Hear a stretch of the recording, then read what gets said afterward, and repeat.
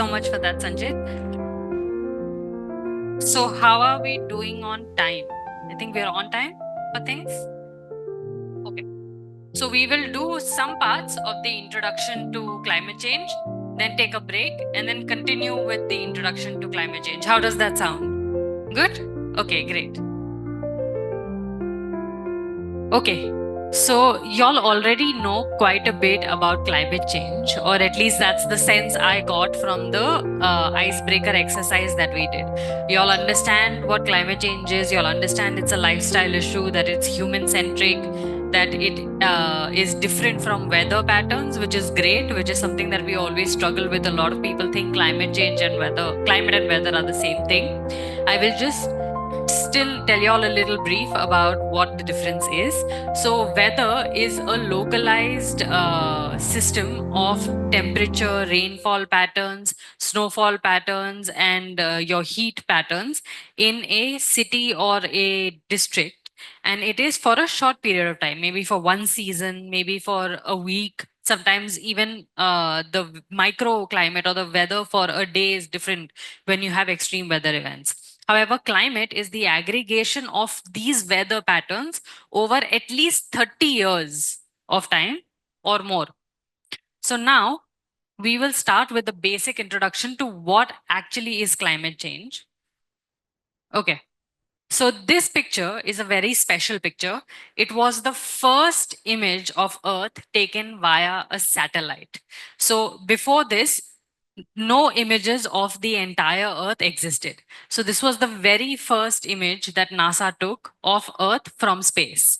And the reason why this is so special is because it tells you what all you can see which actually make up the climate. So looking at this picture, oh, sorry. We're having a bit of technical issue.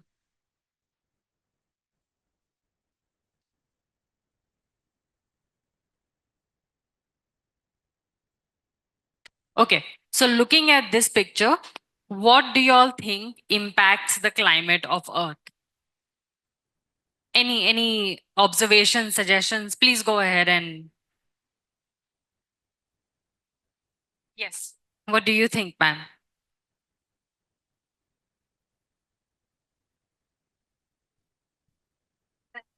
Soil erosion.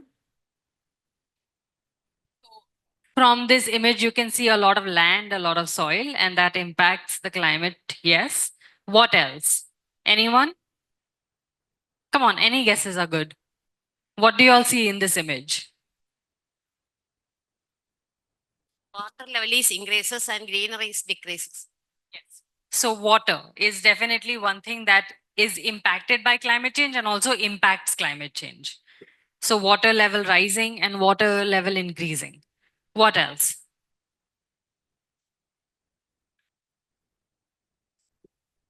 So melting of ice caps is definitely one. And you can see ice caps in the image here of the southern pole. What else? The ocean currents. Wind flows. Wind. Yes. So fire, wind patterns and as well as ocean currents. Yes. Picture of desert. The picture of?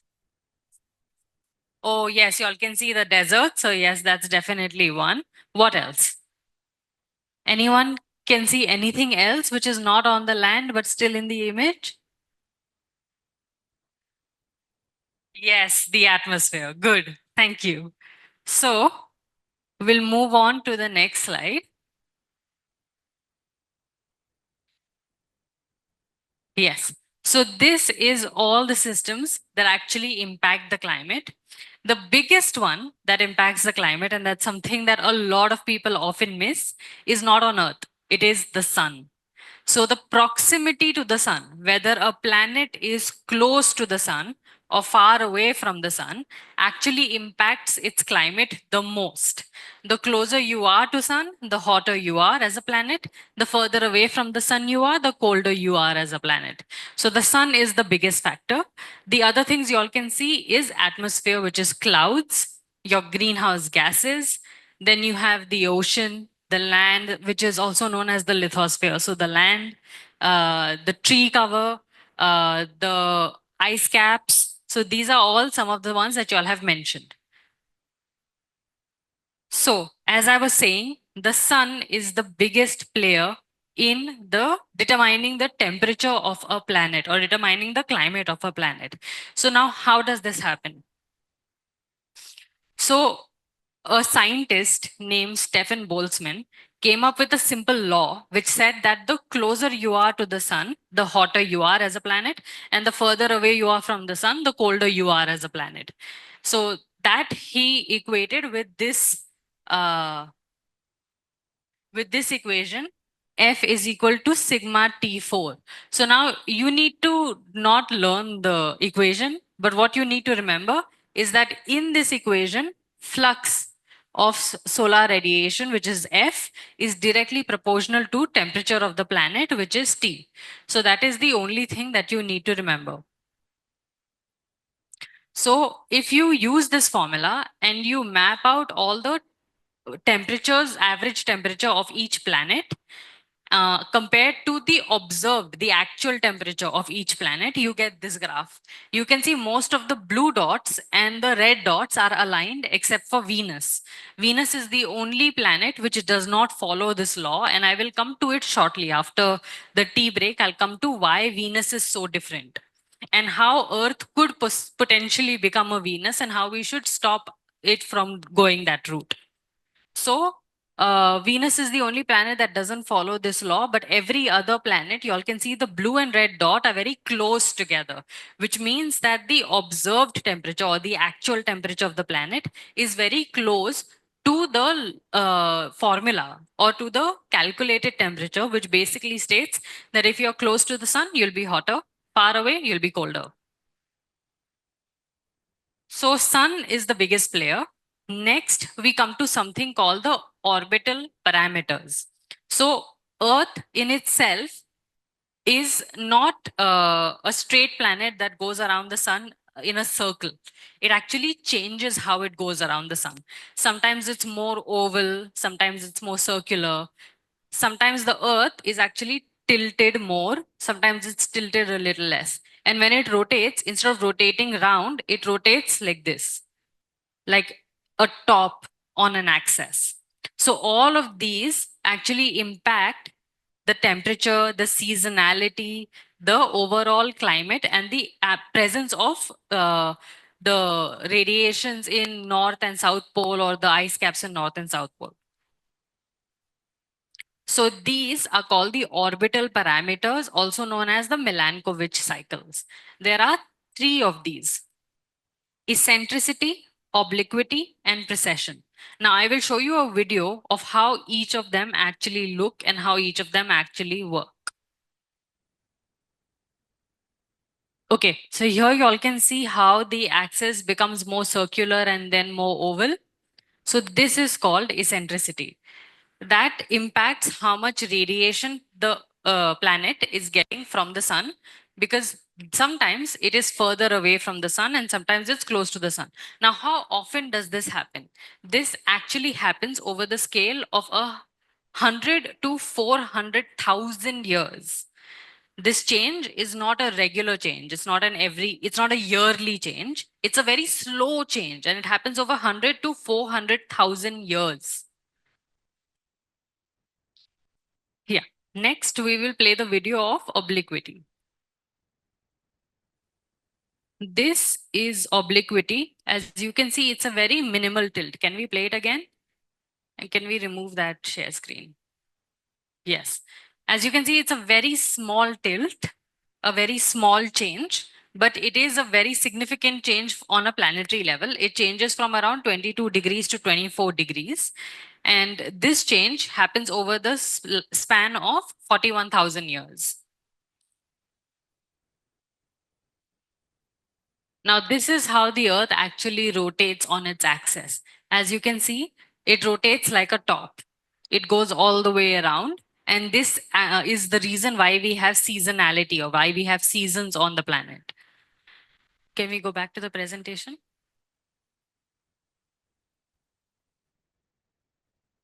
Okay. So as you can see, the eccentricity changes over 100,000 to 400,000 years. The the tilt or obliquity changes every 41,000 years, and the precession, which is it rotating like a top, changes its axis a little bit every 19 to 24,000 years. So now this is happening in thousands of years and hundreds of thousands of years of scale. This is what the natural climate change rate looks like. We've already had a discussion about the difference between natural and man-made. The biggest difference is that natural climate change is slow. It takes a lot of time, and it takes hundreds or thousands of hundreds of years to change to change its average temperature or to change its climate. However, human activities have changed the rate of this climate change, have changed the rate at which the climate is changing. We've made it so much faster that it is becoming difficult for us to handle its consequences. So one thing with the Earth's orbital parameters and the sun, I'll just quickly go through this. There is one main result that you can get out of these two factors. Just the sun and the Earth's orbital parameters determine about 90% of the weather patterns, determine about 90% of the climate, determine about 90% of the temperature patterns of the planet. And if you map it out, right, if you map it out, you will see these graphs where you have dips and where you have highs. So the high is what you call the interglacial period, or a period with less snow, very little snow to less ice. Whereas in these dips, the temperature falls so much that the earth becomes almost completely covered with snow. We call this the snowball earth. This is what led to the ice ages. How many of y'all have seen the movie Ice Age? Have y'all seen the movie Ice Age? Yes. So in the movie Ice Age, where Earth is covered with most of the snow and most of the animals that are alive are woolly mammoths and are saber-toothed tigers. So those animals adapted to that and have adapted to the fact that every once in a few hundred to thousand years, we will have a snowball Earth, an Earth which is very cold and almost completely covered with ice. And then again, in a few hundreds or 1,000 years, we will have the interglacial period. Currently, we are in the middle of an interglacial period. So ever since human civilization has flourished and developed, we have been in the interglacial period. So these, again, rises and falls, as you all can see, are over thousands of years. So this is like 100,000 years, it gradually falls, and in 100,000 years, it gradually rises. In the same way, it's been a long time since we have been in the interglacial period, and we are the ones who are contributing to it becoming even more of reducing the snow cover, becoming even more of an interglacial era. So the question now is that how do we know that? How do we have proof of the fact that we are living in an interglacial period? So scientists have gone to Antarctica, where there is a lot of snowfall over land, and they drill deep, and then they remove what you call the ice core. This line that you can see is this line that you can see is how it sort of comes out. So this cone that you can see is what they drill out. And in the cone, you can see that in some places it's light colored, like here. It's light, and then here it's a little dark. So what happens is when the snow falls, it traps air as it falls. And as the snow piles up, those air bubbles become like a separate unit, which sort of are a glimpse into the history of time. Those air bubbles tell us what was the composition of air at that particular moment. How much percentage of CO2 was in the atmosphere, how much percentage of methane was in the atmosphere, how much oxygen was there in the atmosphere, how much nitrogen was there in the atmosphere. So scientists actually take these slips and they measure the compositions of these bubbles. And by measuring the compositions of these bubbles, they can tell when the amount of carbon dioxide was higher. And as we know, carbon dioxide is a greenhouse gas. So if the amount of carbon dioxide is higher, or if the amount of greenhouse gases is higher, that means the temperature was higher at that time. And if the amount of carbon dioxide and greenhouse gases is lower, that means the temperature was lower at that time. So this is, I'm telling you all a simplified way of how they measure. They have a much more complicated tool in which we don't need to get into. But this is basically how they tell what the time was, what the temperature and weather patterns were like at a particular time and at a particular snapshot. Now, of course, these are not as per, what was the temperature like on the 14th of January in 1,000 years back. It was more like about for 100 years, how was the temperature like? Or maybe for 50 years, how was the average weather like? So if you now just take the role of the sun and the orbital parameters, the tilts, you can plot this graph, which tells you exactly when the interglacials occurred and when the glacials occurred. So when there was a period of heavy snowfall and so much snow that humans couldn't have survived, and when there was a period of greenery and forests and more of the land cover being filled with different biomes. So now the question is that if sun and Earth's orbital parameters affect most of Earth's climate, then how are humans, small tiny creatures who have just come in recently in compared to Earth's history, and mind you, Earth's history is very long, it's 4 billion years long. So humans who've come just recently, how has we disrupted this natural climatic pattern such that only in a few years we have seen such a drastic change? So now we'll break for tea, and when we come back, we will discuss how humans have actually played the role. Anyone, any questions about anything that they've learned so far?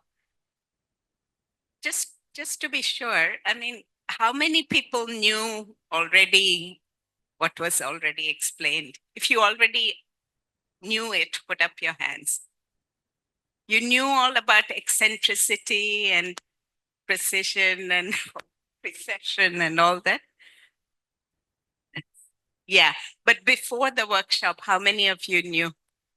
Maybe a little bit. Little bit? Okay.